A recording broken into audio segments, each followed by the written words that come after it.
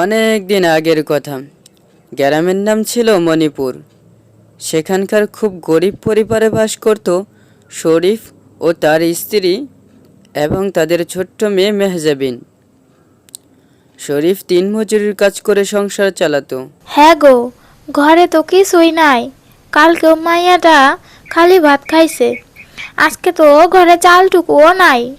আমি জমিদারের কাছে যাইতাছি, দেখি জমিদার বাবু যদি কোনো কাজ দেয় তাহলে আজকে বাজারটা করতে পারমু।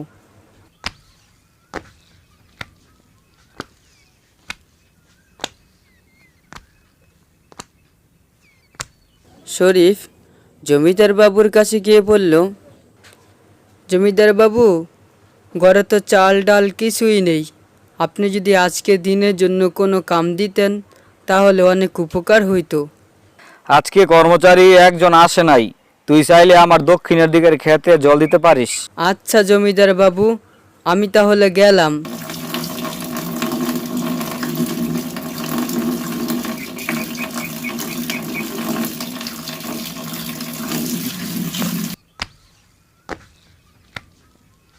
সারাদিন কাজ করার পর শরীফ জমিদার বাবুর কাছে গিয়ে বলল, জমিদার বাবু, আপনার বাগানে জল দেওয়া শেষ হয়েছে, এখন আমারে কিছু টাকা দেন, আমারে আবার বাজার করতে যাইতে হইব। জমিদার বাবু শরীফকে কিছু টাকা দিল।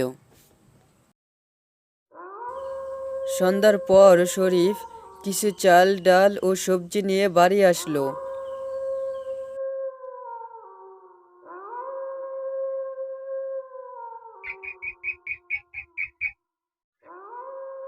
বাবা বাবা, আমাকে একটা নতুন জামা এনে দিবা? আমার সব জামা ছিঁড়ে গেছে। আমার বন্ধুরা নতুন নতুন জামা পরে, আমারও ইচ্ছা করে। আমাকে একটা নতুন জামা এনে দিবে তুমি? আচ্ছা মা, আইনা দিমু, তুই যা ঘরে গিয়ে পড়তে ব, রান্না হইলে তরে ডাক দিমুনে। পরের দিন বিকেলে মেহজাবিন মন খারাপ করে পুকুর পাড়ে বসেছিল। মেহজাবিনের সব বন্ধুরা খেলা করছিল, কিন্তু মেহজাবিন চুপ করে এক জায়গায় বসেছিল।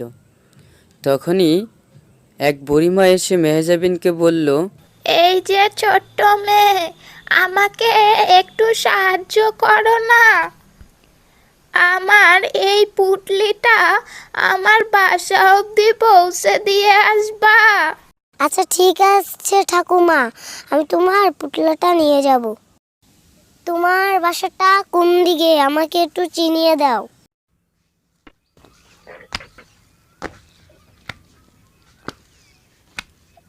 মেহজাবিন সেই বুড়ির পুতলি নিয়ে বুড়িমার সাথে তার বাসায় আসলো। বুড়িমার বাসাটা ছিল জঙ্গলের ভিতরে। তুমি অনেক ভালো মেয়ে, তুমি আমাকে সাহায্য করেছো। এই নাও, তুমি এই কলসটা বাড়ি নিয়ে যাও, এটা তোমার উপহার। তোমার যখন যেটা খেতে মন চাইবে তখনই সেটা খেতে পারবে। তাই নাকি ঠাকুমা? এটা কি সত্যি? তাহলে এটা আমি বাড়ি নিয়ে যাই।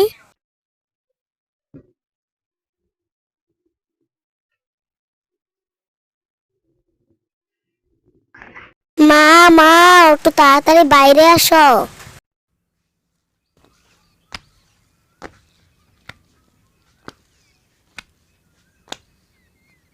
মা দেখো, এক ঠাকুমা আমাকে এই কষ্টটা দিয়েছে। এটাতে আমি যাই যাবো তাই আসবে। এটা কি সত্যি নাকি? যদি আবার সত্যিই হয়ে থাকে, তুই কোনো কিছু একটা চেয়ে দেখ তো সত্যি হয় কি না। এই কলস, আমার পায়েস খেতে ইচ্ছা করছে, আমাকে একটা পায়েস এনে দে। মেহজাবিন এই কথা বলার সাথে সাথে কলসে পায়েস দেখা যাচ্ছিল। মা দেখো, সত্যি সত্যি পায়েস। তাই তো, এটা অনেক খুশির খবর। মা আজকে আমি অনেক খুশি। তারপর থেকে শরীফ ও তার স্ত্রী এবং মেহজাবিন খুব সুখেই দিন কাটাচ্ছিল।